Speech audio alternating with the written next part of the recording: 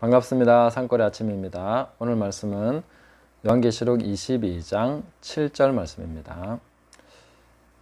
보라, 내가 속히 오리니 이 두루마리의 예언의 말씀을 지키는 자는 복이 있으리라 하더라. 아멘. 한 절씩 계속 보고 있는데요. 끝나는 것이 아쉬워서 이러는 것이 아니라 마지막 부분에서 굉장히 중요한 테마들, 좋은 주제들이 계속 나와서 그 주제에 넘어갈 수 없어가지고 하나씩 이렇게 보고 있습니다. 자, 이 두루마리의 예언의 말씀을 지키는 자는 복이 있으리라 이렇게 말씀하십니다. 계시록을 보면서 우리는 자꾸 미래에 일어날 일이라고만 생각하고 보는 분들은 지켜야 될 일이 뭐가 있나, 내가 지금 뭘 지켜야 되지, 나중에 표를 받지 않거나 또 여러 배교에 동참하지 않으면 되는 거 아니야, 이렇게만 생각하기 쉽습니다. 그러나 여기서 지키라고 하는 것은 두루마리의 예언의 말씀을, 이 내용을 지키라, 준수하라, 순종하라 하는 그런 내용입니다. 그럼 뭘 우리가 지켜야 될 것인가? 전체적으로 봐서는 계시록 전체의 말씀이다 이렇게 보는 것이 맞겠죠.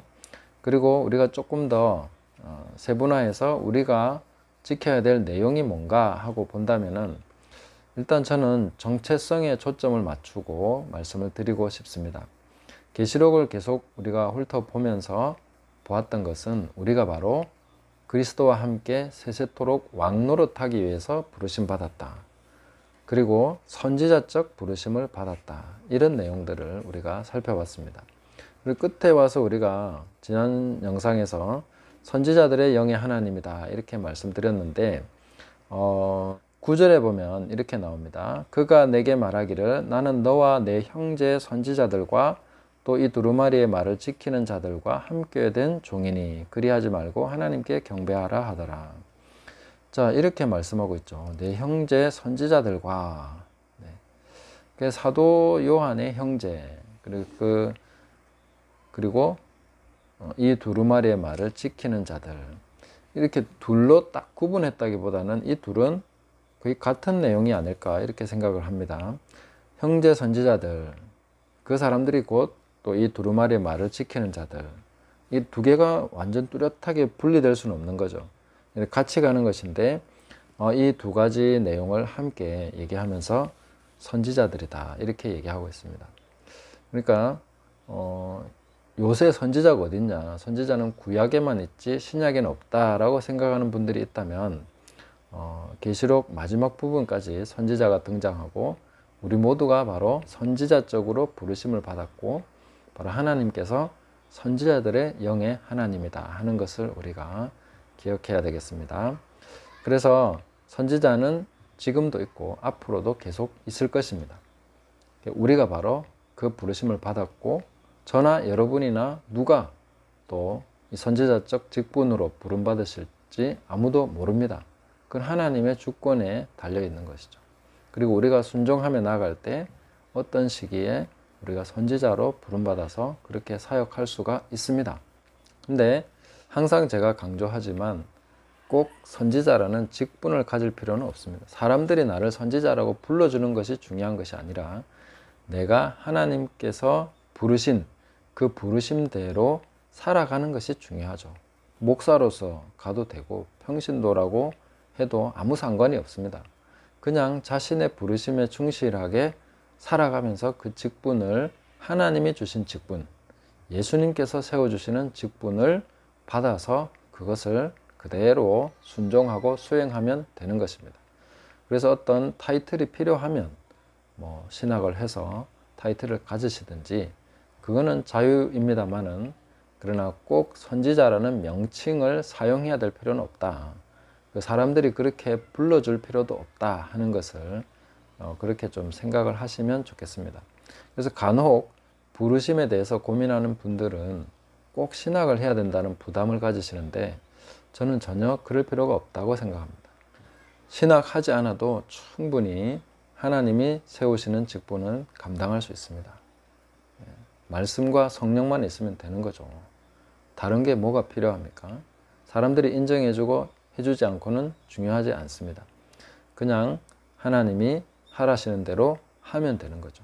오히려 신학을 공부하는 것이 해가 될 가능성이 많습니다.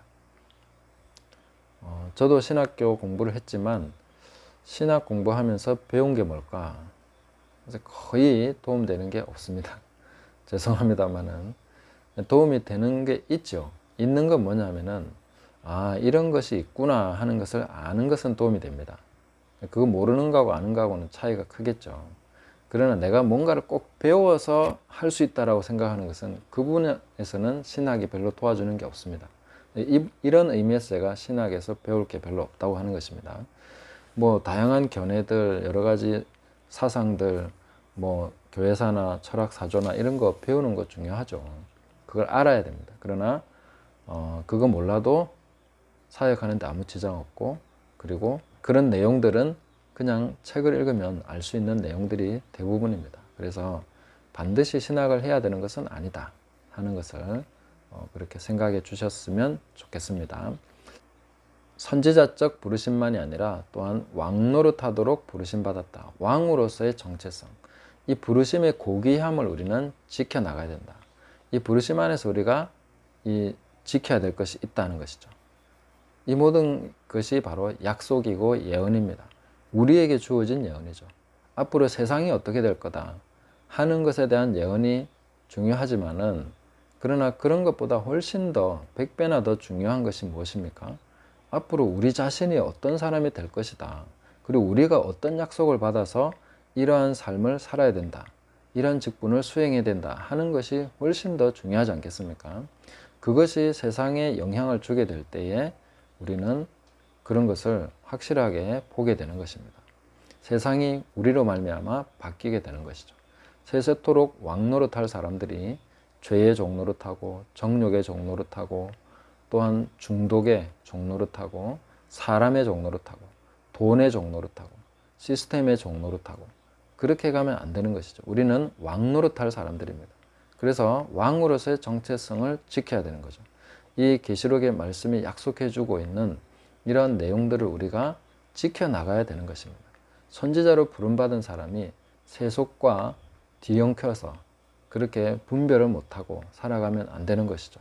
우리는 거룩함과 분별됨과 먹는 것과 마시는 것까지, 입는 것까지, 사는 생활 스타일까지, 만나는 사람까지 하나하나 전부 다 성령의 인도하심 따라서 거룩하게 구별된 삶으로 또 하나님이 원하시는 그런 것을 우리가 수행하는 그런 삶을 살아가야 되는 것이죠. 한 걸음 한 걸음을 다 주님께서 보여주시는 대로 갈 수 있도록 우리 자신을 연습하고 훈련시켜야 됩니다. 예수님께서 아버지께서 나에게 보여주시지 않은 것은 내가 아무것도 할 수 없다.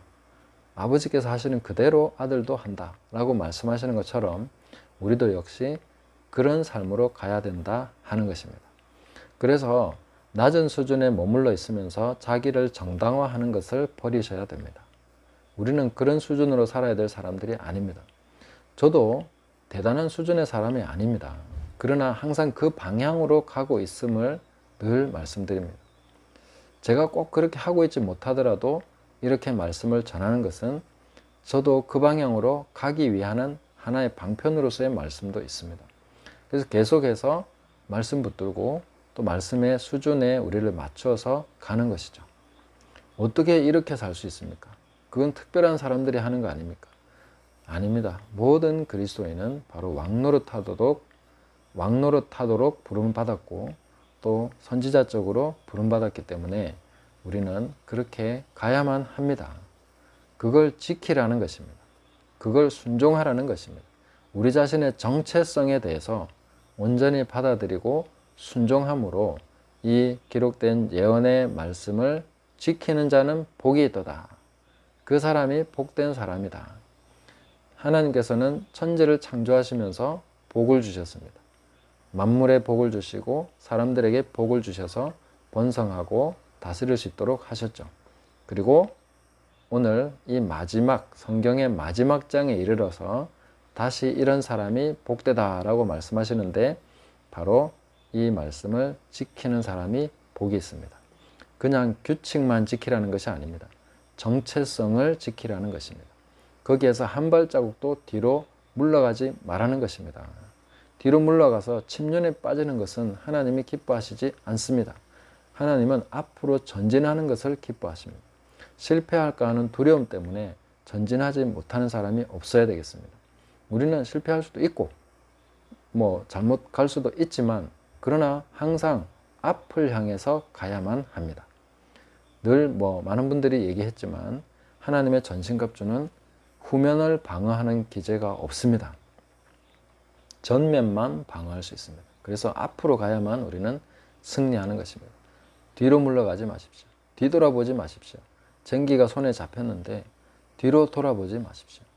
자꾸만 뒤를 돌아보는 그런 것은 바로 실패하는 길입니다. 그냥 앞만 보고 가야 됩니다. 예수님만 바라보고 가야 됩니다. 우리의 부르심, 왕으로서, 선지자로서 그 부르심을 따라서 가야 되는 것입니다. 계속해서 가다 보면 배웁니다. 가다 보면 또 하게 됩니다. 가다 보면 또 하나님께서 일으켜 주십니다. 그래서 이런 것을 계속 믿음으로 바라보시면서 가야 됩니다. 어떻게 하면 자전거를 잘 탈 수 있을까요? 계속 앞으로 가야 자전거를 잘 탈 수 있습니다. 어떻게 해야 운동을 잘할 수 있나요? 하다 보면 잘하는 것이죠. 생각만 가지고 강의만 듣고 계속 내가 운동에 대해서 정리하고 지식을 쌓아간다고 운동 잘하는 거 아닙니다. 운동은 하면서 배우는 것이죠. 모든 영적인 진리도 바로 하면서 배우는 것입니다.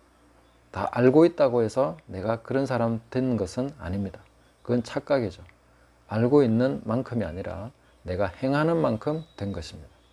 그리고 내가 익숙해지고 거기에 대해서 훈련된 만큼 저는 그런 사람이 된 것이죠. 그래서 항상 자기 스스로 속지 마시고 계속해서 자신을 지켜서 이 부르심과 이 하늘의 부르심, 이 거룩한 부르심 우리가 놓치지 말고 지켜 복 있는 삶을 살아가시기를 예수님의 이름으로 축복합니다. 감사합니다.